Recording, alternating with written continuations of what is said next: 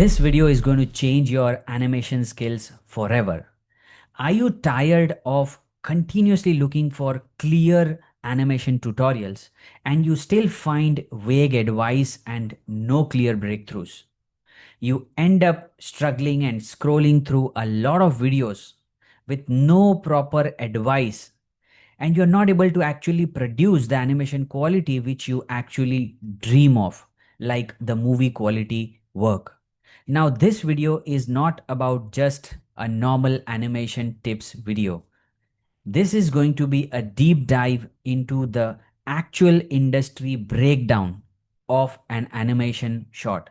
So, the shots which you see in movies and you dream of animating that kind of shot, what is the process to actually break down so that you can achieve that kind of shot? That is the exact step by step critical steps process which I'm going to be decoding in this video completely. So if you are an aspiring animator and if you are really struggling to achieve that kind of quality, then make sure you watch this video till the end and you don't skip at all, because at the end I'm going to show you something which you would not have learned across your 4 year degree. You would have not learned these things in any of the institutions where you are learning animation from. And you won't find this structured way of steps which are aligned, which I'm going to show you in this video, across the internet, specifically not on YouTube for free. So make sure, if you are searching for something very, very professional, and if you really struggle to find the process, which means you know about the animation principles, but you struggle to think that how do I execute all the principles in one single shot so that I can achieve that high quality animation which I dream of, so that I can animate like a Disney or a Pixar or any international quality animation. How do you break it down? That is the exact thing which I will be sharing. And I'm telling you, this video is going to be a game changer for you if you really aspire to become an animator.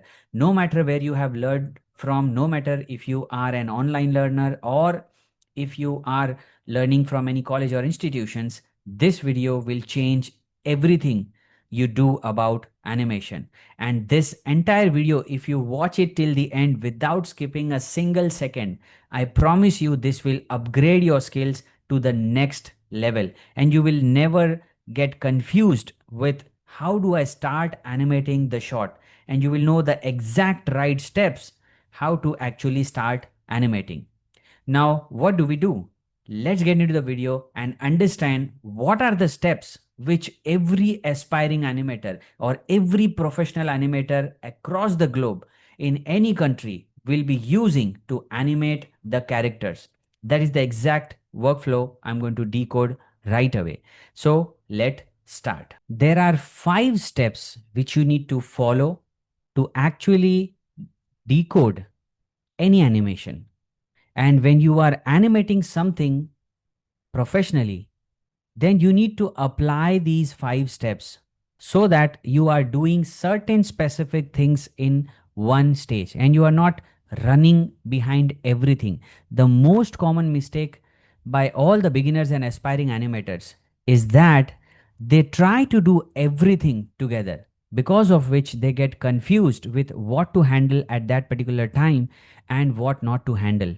And that is why they mess up the entire animation shot, and that's why their animation looks floaty. If your animation looks floaty, then this video specifically is going to clear what is going wrong with you. Now here I'm going to mention the stages. Okay, how do you start a shot at the very beginning? Now the very first step which comes in is layout. The first thing you do when you start any shot is the layout of the shot. Now, what does layout mean? Now, let me first share what are the 5 steps. These are the steps. First is layout, then we have blocking, then we have primary, Then we have secondary, and then we have the polish pass. You can call it as passes. Usually we call them passes in the industry language. Now these are the passes. The first one, second, third, fourth, and fifth. Now in the layout pass, what do we do? The first thing we do in the layout pass is integrate everything which you want in your shot. That is the first step. Now let me share one more thing. These are the 5 passes. But to make it very, very easy for you to understand this entire process of animation, I have actually divided into 10 steps. So every one step has one more step. I have made it even more shorter for you so that you can understand what all things you need to focus at one time. And absolutely, you will not mess up anything after you watch this complete video. So, layout. Now, let's say layout part 1 and part 2. Yes, I call it layout 1 and layout 2. So, in layout 1, the first thing you do is reference all your assets which are needed. Reference the characters as well as the background which you need, as well as the props. So everything you need in your shot for that particular thing which you have in your storyboard, you need to reference everything. Now let me be very clear. You need to reference these assets. You don't need to open these assets in your file. When you open the file, it is going to be a lot more heavier in size, as well as it is going to be a lot more slower than the referenced file. So your first step is to reference all the character rigs and the props. Now you have to place them the way it is in your storyboard, or the way it is in your mind, that how you're going to execute this shot. And you have to also place the camera.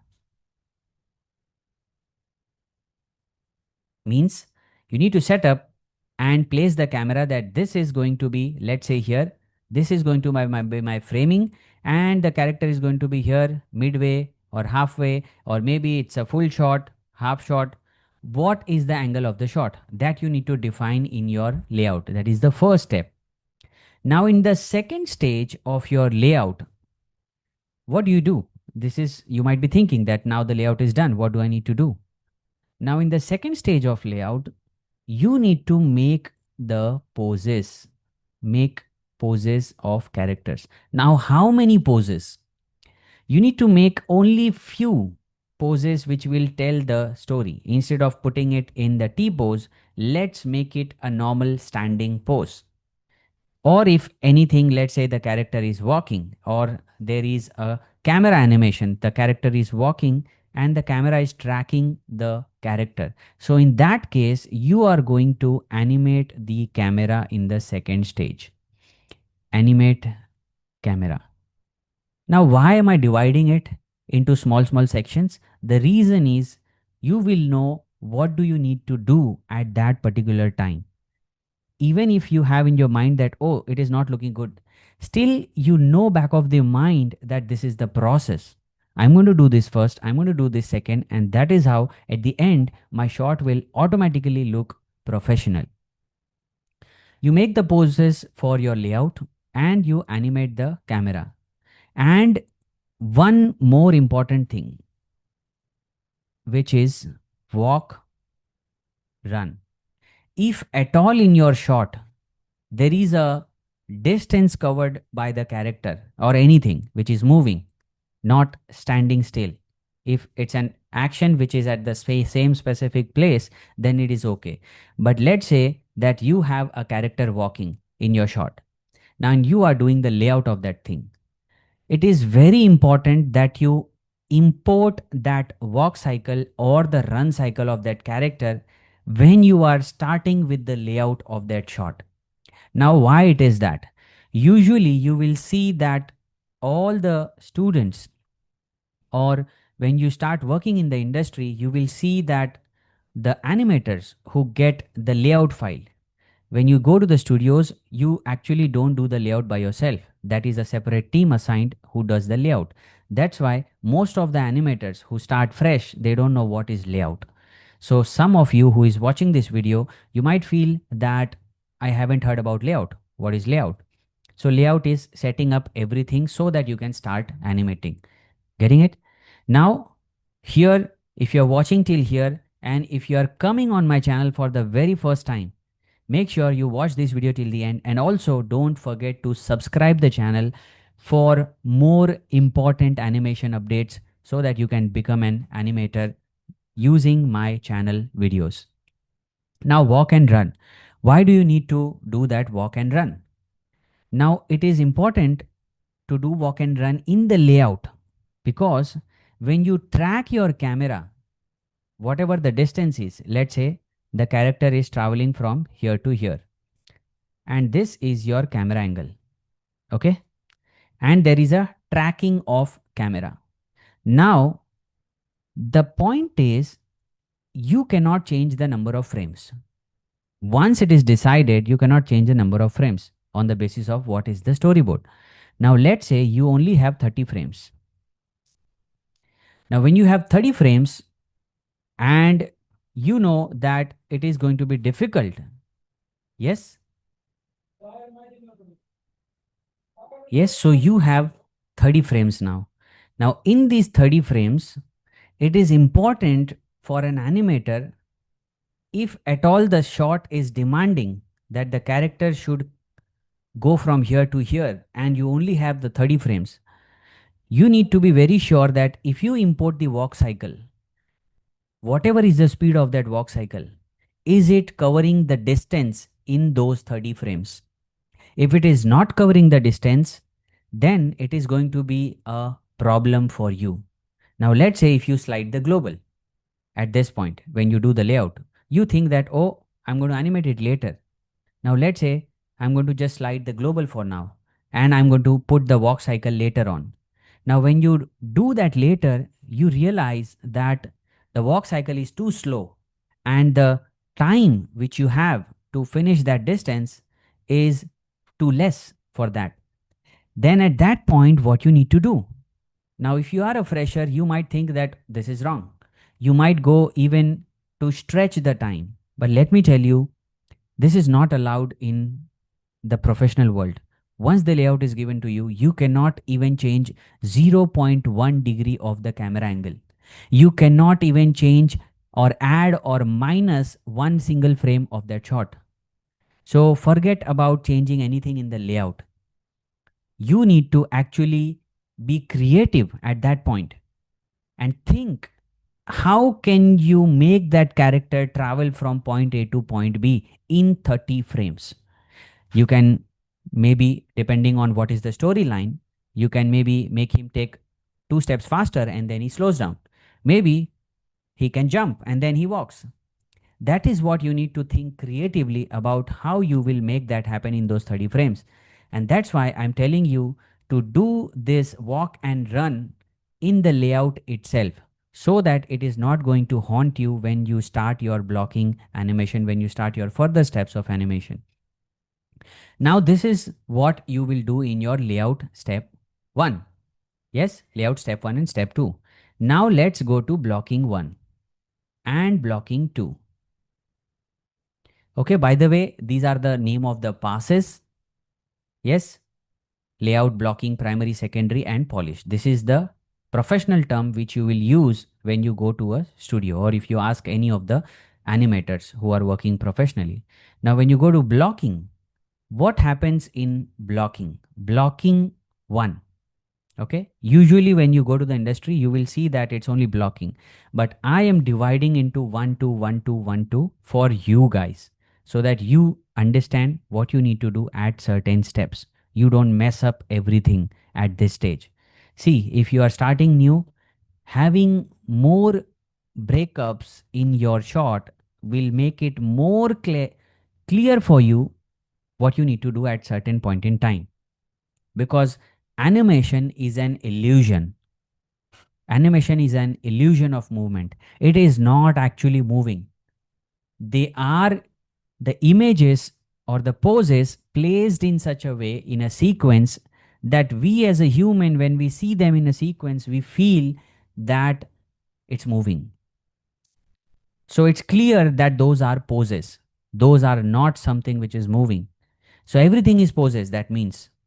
Which means if you know what pose will come here, what pose will come here, what pose will come here, if you know what poses will come in each and every frame, you will be able to decode how you can actually achieve the professional Disney, Pixar, or any type of animation which you deserve, which you desire for. Getting it? So let's come back to blocking, which is the second pass of animation. Now, what happens in blocking one? Now, in blocking one, you will have to do main, or what you can do is key, or you can say is storytelling poses. You have to create all the storytelling poses in your blocking level 1. Now, if you don't know about main poses, key poses, storytelling poses, let me know in the comments so that I can create a separate video on what are those poses. Because if I try to explain everything in one video, it is going to be a very, very lengthy video, and probably you would not want to have everything in one video. Let's divide it into different videos. Yes. So if you don't know about what is key pose, what is this pose, that means you are coming to this video before even learning the basics of animation. So go and learn the basics. Watch out my other videos on my channel so that you know about animation more precisely. Now, main pose, key pose, or storytelling poses. We can also say a lot of times you can add extremes here, which means extreme poses. Extreme poses are poses at which you change the direction after that, which means if you are moving in certain direction, you are stopping somewhere and you are changing the direction after that point, so that end point it becomes your extreme pose. So you add your all these main poses at your blocking one. So when you do your blocking one, you have to only focus on adding the key poses.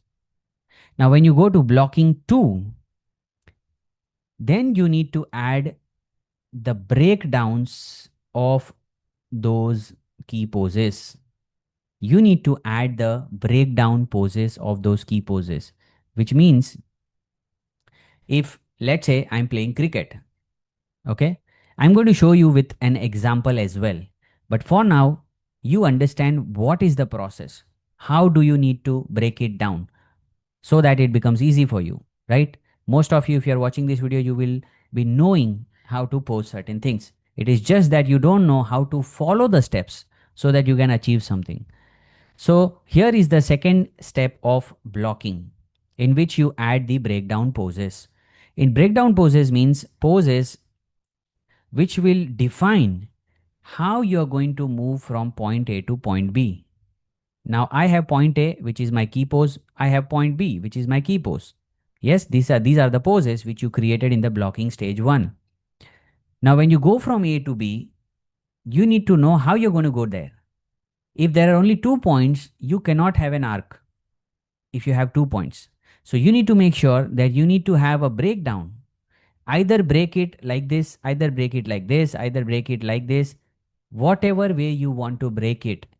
But wherever is going to be your third in between point, between these 2 points, that is going to be your breakdown pose. Now, a breakdown pose will never be a 50% pose, which means in terms of the timeline, you might have it in the center of the timeline. If your pose A is at 1, if your pose B is at 10, then you can have that breakdown at 5th frame, which is the center. But it will not be a 50% pose, though it's a 50% time. The pose is going to be either leading or following certain action. It won't be a normal neutral pose. Okay, that I'll be sharing later on. I hope you are clear with what is a breakdown pose. when I am sharing this entire video.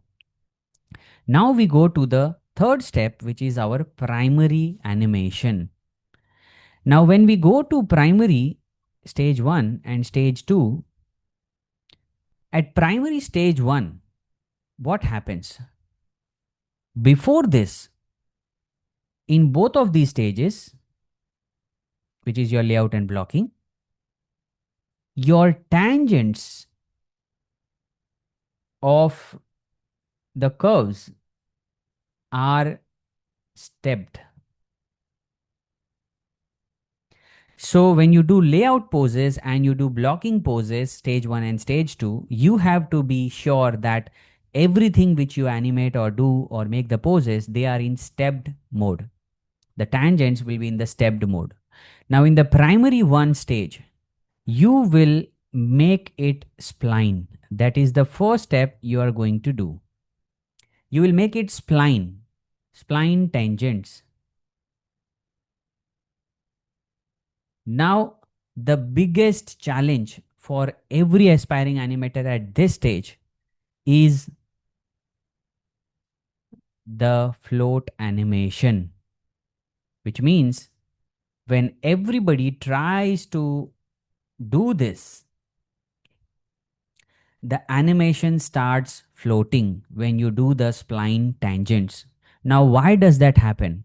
When you do blocking, you have keys which are very, very far placed because you are making only key poses.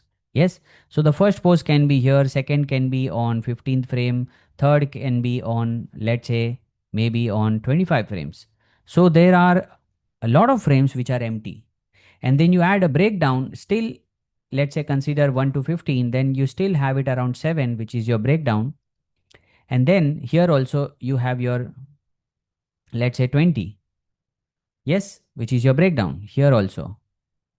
So there are still lot of frames which are empty. And in those empty frames, if you don't decide what is going to happen, then the software will give you some random motions. Yes, the software will give you some random motions when you spline it up. So after you spline up your entire animation, it is going to float. Definitely. This is what happens with everybody. But what you need to do at primary 1 is you have to add dead holds.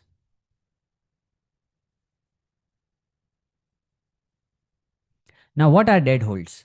Dead holds means wherever is your key pose, you need to copy that pose for certain frames depending on how fast or slow is the action that is needed for that particular shot. Yes, instead of just having in blocking, we have one key, we have directly next key. But now in primary 1, when you spline up, you need to make this pose. Let's say here, this is one frame.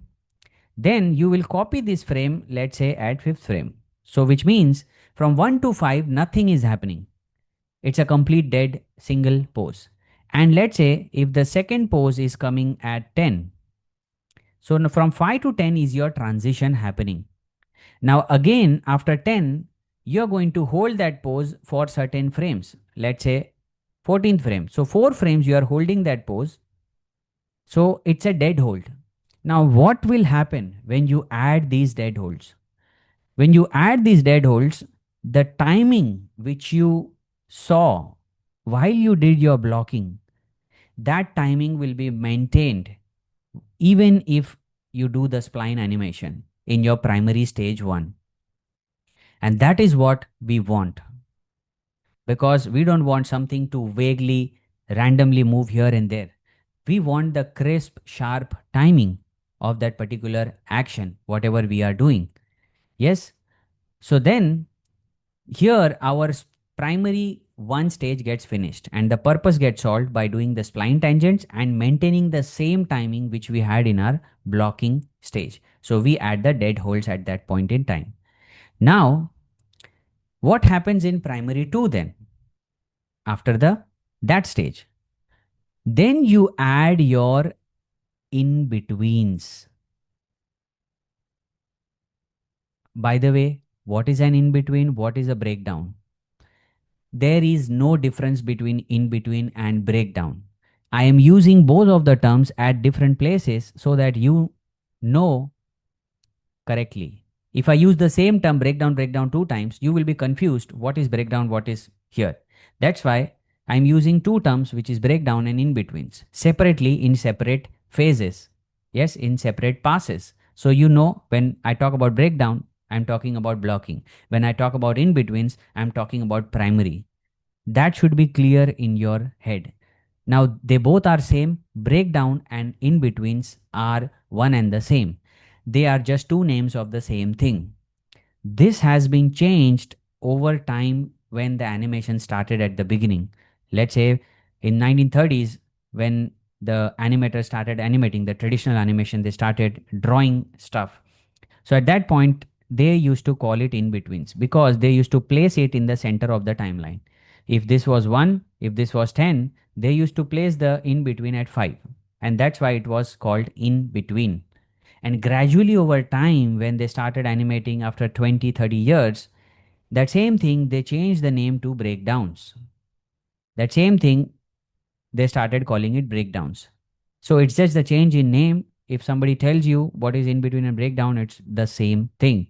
And if you want the proof of that, you can go and check out the book. Yes, the Animation Survival Kit. That is the base, the fundamental of animation. That book is the guide for every animator. Now, here we add in betweens.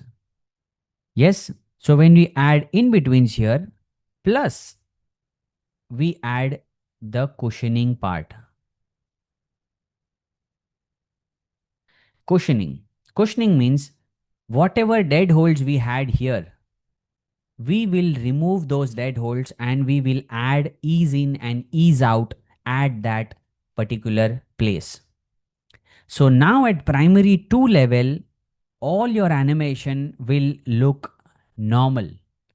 Even in spline, you will have your proper timing hitting on that particular action. You will have the cushioning, which is your ease in and ease out coming up.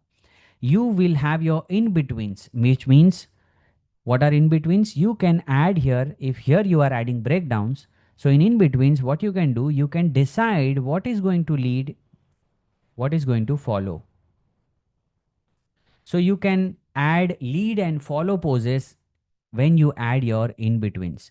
So you will have the perfect action coming up by your primary animation is finished. If you follow these steps, the one which I have mentioned. Yes, if you follow these steps, by this stage, you will be able to achieve a decent quality of animation.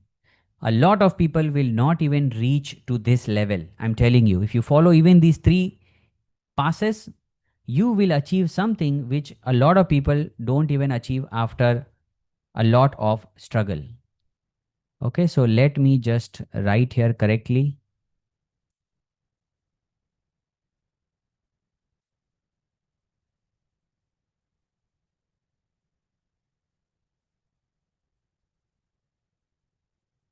Now, secondary 1 and secondary 2.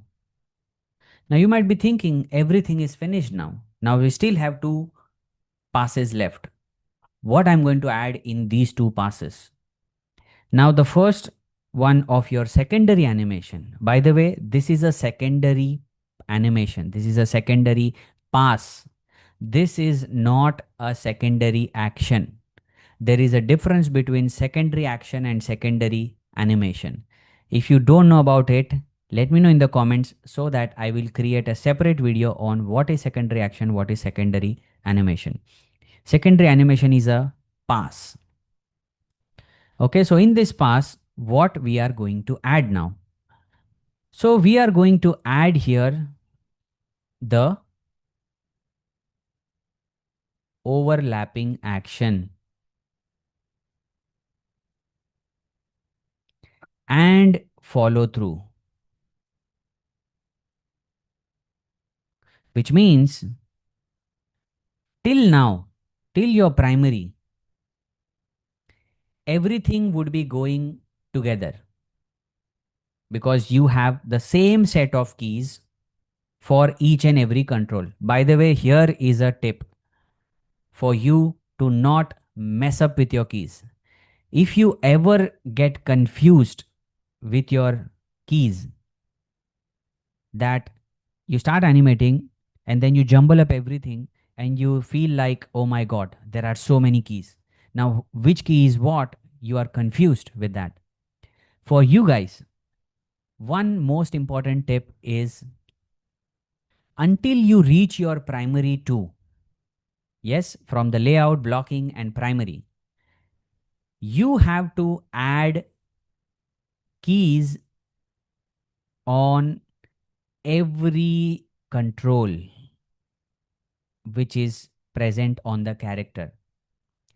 Every control will be having a key on those frames wherever you are hitting those poses till you reach your primary two stage.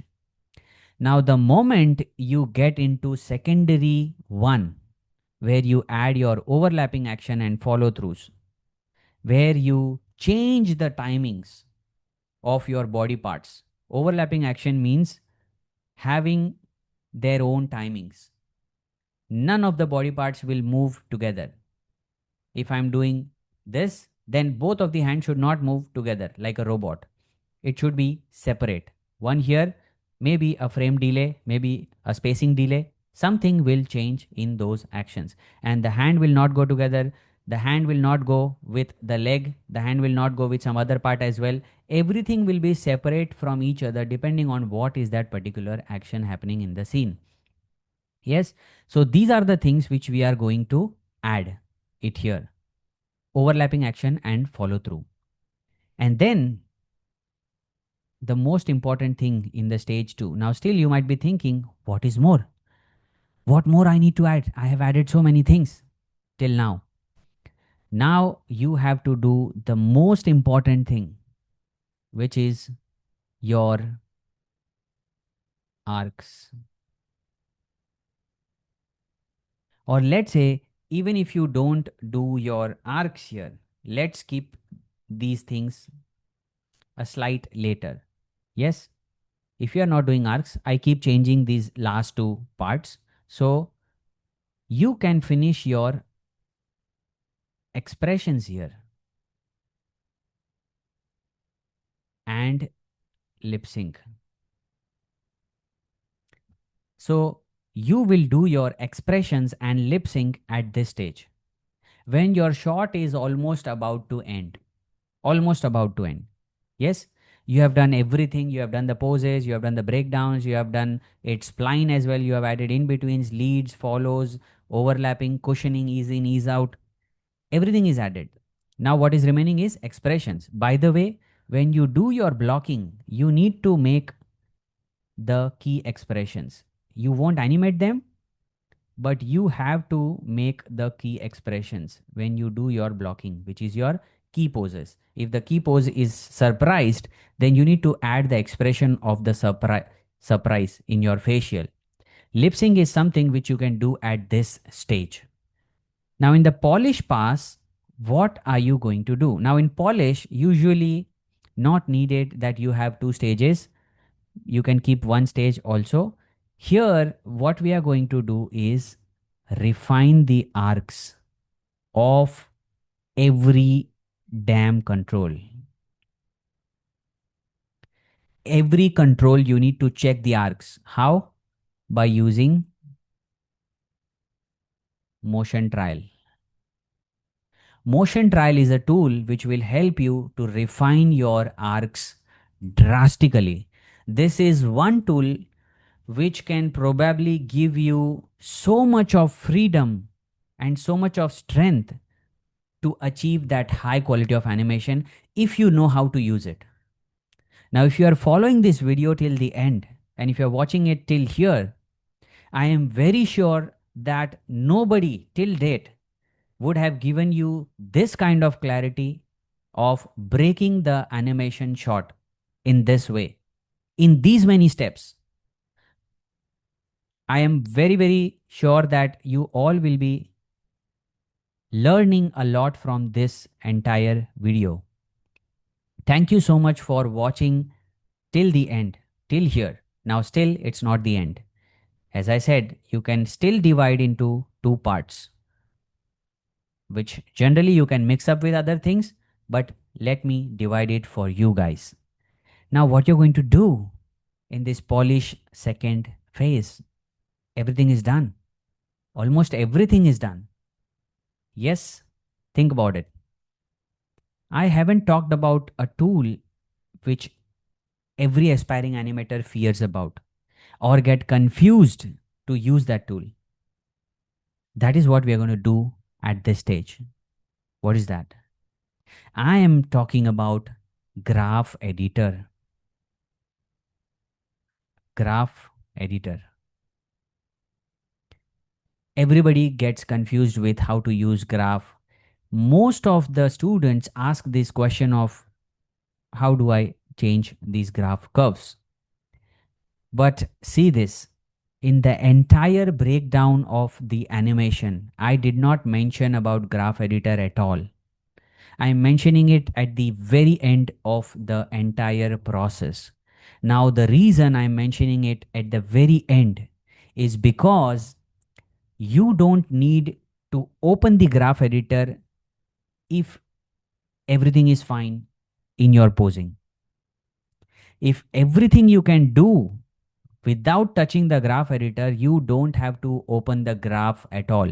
It's a myth that you have to use your graph editor every time. It's not like that. You have to only use the graph when you think that there is something which can be improved by using the graph editor. Something which is not able, you are not able to do it physically or manually on the timeline. So graph editor helps you with that thing. Let's say you have, let's say you have 5 keys, yes, 5 poses, and there is some action happening. But that action is still looking slow. How can you reduce that time below 1 frame? It's impossible to do it on timeline because you cannot put a key on 1.01, 1.05. The only thing you can do is put the keys on direct frames, which is 1, 2, 3, 4, 5. So to shrink them, you can use the tools in the graph editor. There are different tools to retime your animation. So you can shrink that time. By the way, you can also do this on your timeline by shrinking the keys. But from the graph, it will be more precise and you will have more freedom to adjust how much you want the speed. On the top of that, you can have your hang time from the graph. You can have your cushioning very tight. If you need to tighten up the cushioning, you can do it through graph. It is easy as well as it gives you a lot of hold on your animation. So these are the stages which you need to follow to actually achieve a high quality professional animation. Thank you for watching this video till the end. And congratulations to everyone who is still watching my video, because I know that you have learned something in this video which you haven't learned across the internet from anybody. I am very sure that you would have not found such a breakdown of the entire animation shot which can help you understand what steps to follow at what stages so that you are not confused while animating. If you really want me to show it practically as well, how to do that, do let me know in the comment section, and make sure you subscribe to my YouTube channel for all further animation tutorials, and let me know in the comments what did you like about this video, and also share this video with your friends so that they can also learn animation the professional way. And this video will change definitely your skills and will help you achieve the outcome which you always dreamed about. So thank you for watching this video, and I will see you in the next video. Make sure you subscribe to my channel.